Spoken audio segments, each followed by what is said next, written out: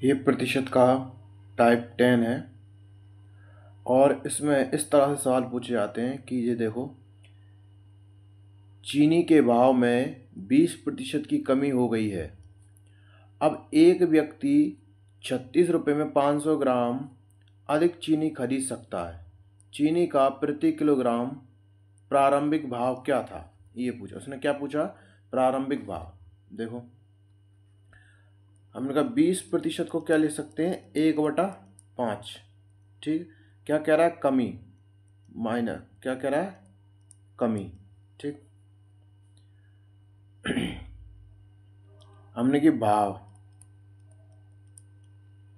पहले क्या था? 5 था पहले, और ये बाद वाला। ठीक। पहले क्या था? 5 था। अब 20 में 5 में से 1 कम कर देंगे तो अब बचा कितना? 4। ठीक। अब कह रहा है एक व्यक्ति 36 में 500 ग्राम अधिक चीनी खरीद सकता था, तो हम यहाँ पर क्या लिख सकते हैं? खपत। अब 5 था तो 4 खरीद रहा होगा। अब 4 था तो 5 खरीदा होगा। पहले 5 रुपये में 5 रुपये था किसी चीज़ की कीमत, तो वो 4 ही खरीद पा रहा होगा। अब वो कम हो गया तो ज़्यादा खरीदा होगा। यही है ना? तो यही ज़्यादा कितना है? ये 1 यूनिट किसके बराबर है? 500 ग्राम। अब यहाँ पर प्रति किलो, तो 500 ग्राम को हम 0.5 लिख सकते हैं केजी में। ठीक। अब ये है ना, पहले कितना खरीदा होगा? 0.5 इंटू 4। टोटल खरीद ये होगी पहले, और अब की खरीद क्या है? 0.5 इंटू 5। ठीक। तो कह रहा प्रारंभिक भाव कौन सा? ये वाला।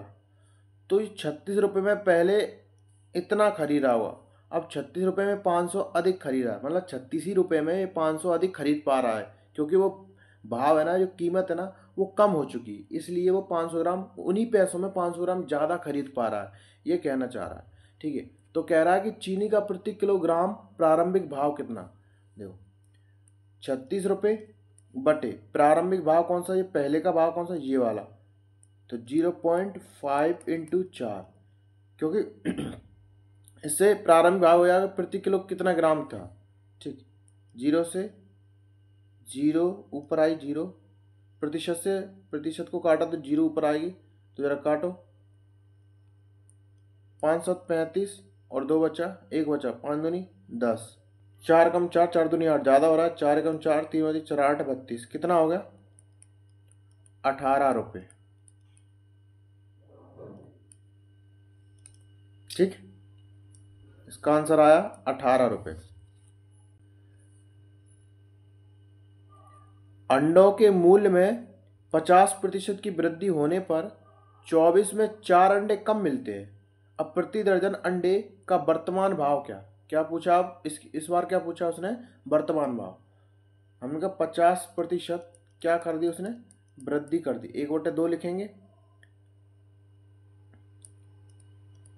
पहले और ये बाद का भाव। ठीक।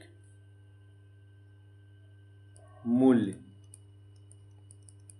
2 था, अब वृद्धि कर दी, 3 हो गया। लेकिन वो चाहता है कि मैं 24 रुपये में ही सब कुछ खरीदूं। पहले भी 24 रुपये में कितना खरीद रहा था, अभी भी 24 रुपये में कितना, मतलब उसके खर्च पर कोई फर्क ना पड़े बस। अब यहाँ पर खपत जो खरीद है ना, उसी खपत, यहाँ पर 3 आ जाएगा, यहाँ आ जाएगा 2, क्योंकि बराबर करनी पड़ती है ना खर्च।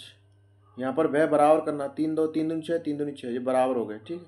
वह अब कह रहा है कि 24 में 4 अंडे कम मिलते। हाँ बिल्कुल मिलेंगे, क्योंकि प्राइस बढ़ गई तो खपत उसने कम कर दी। तो यहाँ पर 1 यूनिट है ना, वो 4 अंडे के बराबर है। ठीक है। अब पहले कितने अंडे खरीद रहा था? 3 इंटू 4 अंडे खरीद रहा था, तो चौके 12 अंडे खरीद पा रहा था पहले। अब केवल 8 अंडे खरीद पा रहा है। कितने? 4 दूनी 8 अंडे खरीद पा रहा है। पहले जब मूल्य कम था तो 12 अंडे खरीद पा रहा था, अब मूल्य बढ़ गया है तो वो 8 ही अंडे खरीद पा रहा है। ठीक है। 24 में 4 अंडे खरीद पा रहा है। कितना रुपए है? 24 रुपये। 24 में 4 अंडे कम मिलते हैं। 4 अंडे मतलब 8 अंडे का भाव है ये। 8 अंडे 4 अंडे, 24 में 4 अंडे कम मिलते हैं, वृद्धि होने पर 4 अंडे कम मिलते हैं, तो प्रति दर्जन अंडों का वर्तमानिक भाव, तो वर्तमानिक भाव क्या होगा? अब यहाँ पर देखो एक कैच है कि यहाँ पर कह रहा है प्रति दर्जन अंडों का, प्रति दर्जन अंडों का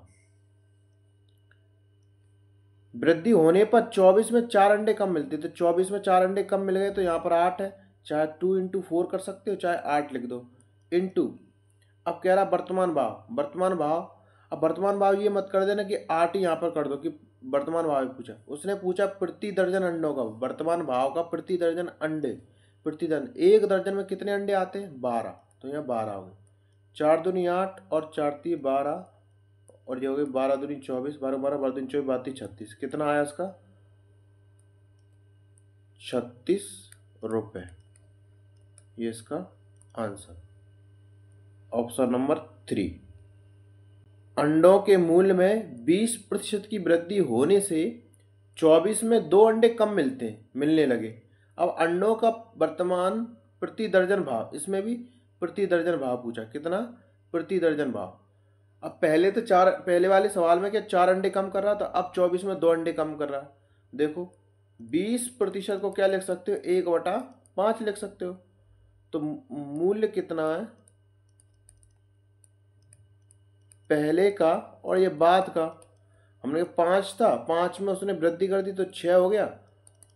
अब यहाँ पर वह तो उसको बराबर करना ना, वो चाहता कि मैं जो खर्चा पहले भी 20 रुपये कर रहा था अब भी 20 रुपये करूँ, लेकिन मैं जो पहले खरीद रहा था उसमें कमी कर दूंगा अगर बढ़ गया तो। अगर उसकी प्राइस बढ़ गई है तो मैं जो खरीद रहा है वो कम कर दूंगा, लेकिन करूंगा मैं उतने पैसे की। ठीक, अब यहाँ पर कितना? 6, यहाँ 5। ठीक, अब जो कमी आई है ना वो 1 यूनिट की आई है, वो 2 अंडे के बराबर है। ठीक, यहाँ पर पहले अंडे कितना खरीद पा रहा था? 6 × 2 अंडे खरीद पा रहा था, और अब कितना खरीद पा रहा? 5 × 2। ठीक, अब कह रहा है कि 24 अंडे कम मिलने लगे, अंडों का वर्तमान। अब 24 अंडे कम, 2 अंडे, 24 में 2 अंडे कम मिलने लगे क्योंकि वृद्धि होने के बाद 2 अंडे कम मिले, मतलब 10 अंडे मिल रहे थे उसे, पहले 12 खरीद पा रहा था अब खरीद पा रहा 10। तो 24 का ये अब 10 खरीद पा रहा इंटू 2, चाहता क्या है? प्रति दर्जन भाव, प्रति दर्जन भाव मतलब 12 का, 2 चंक 12 और 24 छक्के 144, 24 छक्के 144 बट्टे यहाँ पर 5 आ गया, दिख नहीं रहा ना,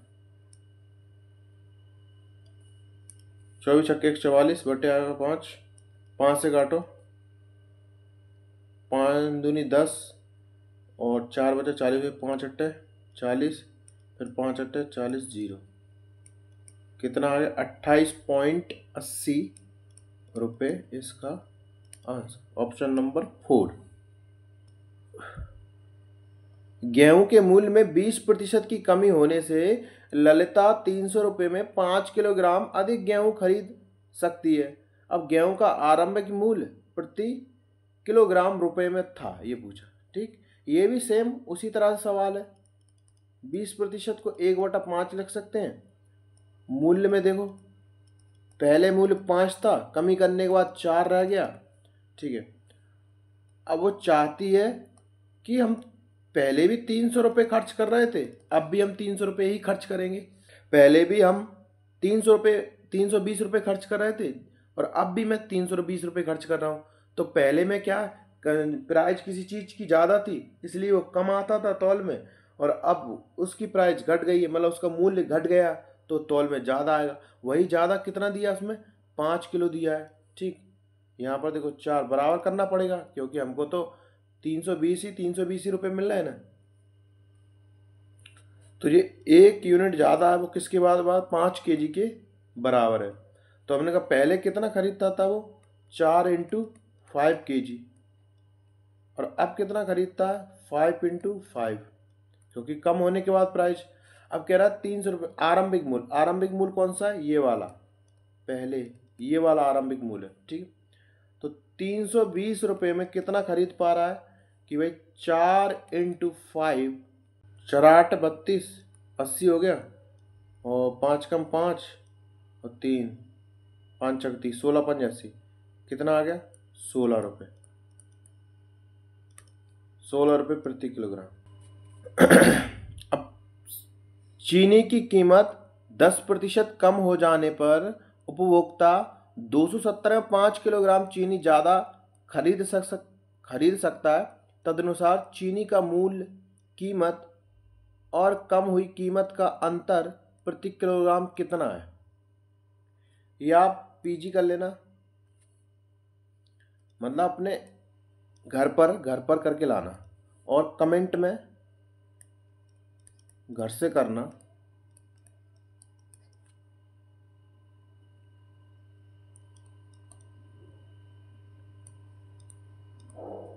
कमेंट में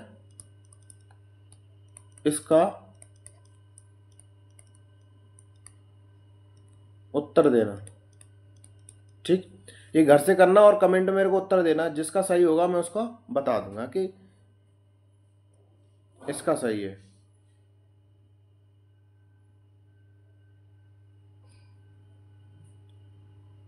नेक्स्ट, एक वस्तु की कीमत में 10% की कमी हो जाने पर एक व्यक्ति 225 में उस वस्तु का 25 किलोग्राम ज़्यादा खरीद सकता है। तदनुसार उस वस्तु की मूल कीमत प्रति किलोग्राम कितनी है? तो जो पिछले सवाल कर चुके हैं अपन उसी तरह सा सवाल है। हमने कहा देखो 10% की क्या कर रहा है, 1/10 कमी कर रहा, पहले 10 था अब 9 रह गया, लेकिन वो चाहता है कि मैं पैसा उतना ही खर्च करूं, भले ही कम ले लूं या ज़्यादा ले लूं। तो 9 और 10, ठीक। ये एक की बढ़ती क्या 25 किलोग्राम ज़्यादा खरीदा है। तो पहले कितना खरीदा था? 9 × 25, ठीक। अब कितना खरीदा? 25 × 10, कितने रुपए में? 225 रुपये में।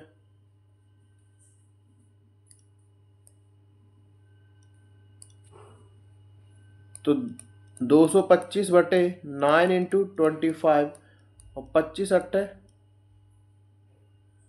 25 नब्बे 225, 25 नब्बे 225, तो कितना आया? 1 रुपये। 9 से 9 कट गई तो 1 रुपये आया। कितना है? ऑप्शन नंबर 2, ठीक। नेक्स्ट,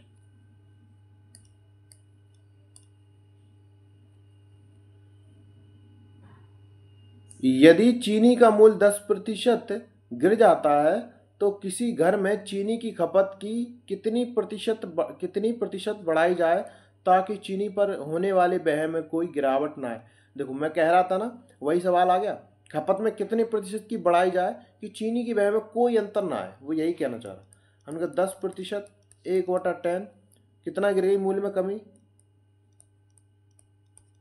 कीमत 10 थी पहले, अब उसके गिर जाने के कारण कितनी हो गई? 9 हो गई।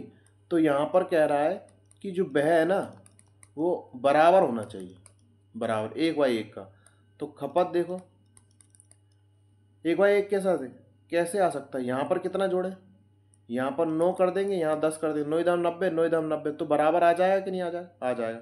तो बस यही कह रहा है कि चीनी खपत की कितनी प्रतिशत बढ़ाई जाए ताकि चीनी पर होने वाले व्यय में कोई गिरावट ना आए। तो व्यय में कोई गिरावट नहीं आना चाहता। यहाँ पे भी एक ही खर्च कर रहा है तो यहाँ पे भी एक ही खर्च करे, भले ही वो चीनी ज़्यादा ले आए।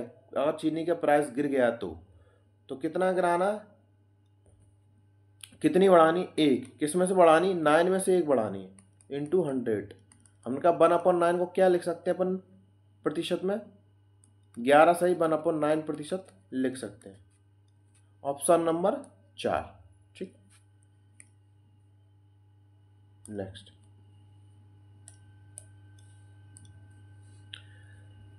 सवाल क्या कह रहा है कि एक स्कूल में छात्रों की संख्या में हर एकांतर समझ रहे हो, हर एकांतर वर्ष में क्रमशः 10% की वृद्धि और कमी हो जाती है। वर्ष 2000 में वृद्धि हुई और 2003 में 2002 की तुलना में छात्रों की संख्या कितनी हुई? ठीक, वो कह रहा हर एकांतर वर्ष, अगर पहले में कमी हो रही है तो दूसरे में वृद्धि होगी, अगर दूसरे में वृद्धि हो रही है तो तीसरे में कमी होगी, इस तरह से कहना चाह रहा है। तो 10%, हमने कहा पहले 10% क्या हुई, वृद्धि हुई, अब कमी हुई 10% की दूसरी साल, प्लस 10 इंटू माइनस के 10, किसी को कर लो, डबल जीरो, जीरो से जीरो, ये सक्सेस वाला फॉर्मूला बता दिया था पहले मैंने, ठीक है। 10 से 10 कट के कितना आया, -1%। एक साल, 2 साल, 2000 से 2003 तक कितनी साल हो रही, 4 साल हो रही। अब ये मत कर देना कि 3 साल हो रही, क्योंकि 3 साल नहीं, 2000 साल भी तो जुड़ेगी इसमें, 2000 साल, 2001, 2000, 2001, 2002, 3 तो यही, 2003, 4 हो गए, ठीक है, 4 साल हो गए। अब एक साल की ये प्लस हो गया, एक साल की ये माइनस हो गया, अब यहाँ पर माइनस दिया, अब क्या होगा, प्लस होगा, क्योंकि एकांतर वर्ष बोल रहा हर बार, प्लस माइनस का 1 इंटू 10, 100, जीरो से जीरो कट गई, और 10 में से एक चला गया, 9 बचा, और यहाँ पर कितना आ गया, माइनस का 1, ठीक,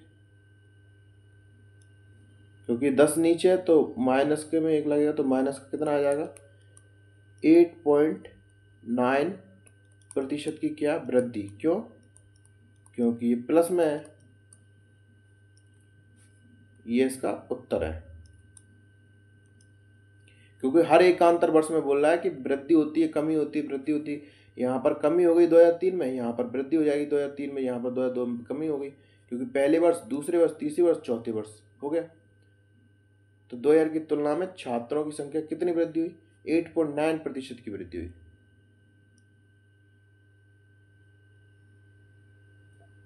कहीं पर कमी होगा, मिस्टेक हो गई थोड़ी, यहाँ पर एक बार कमी होगा, कुछ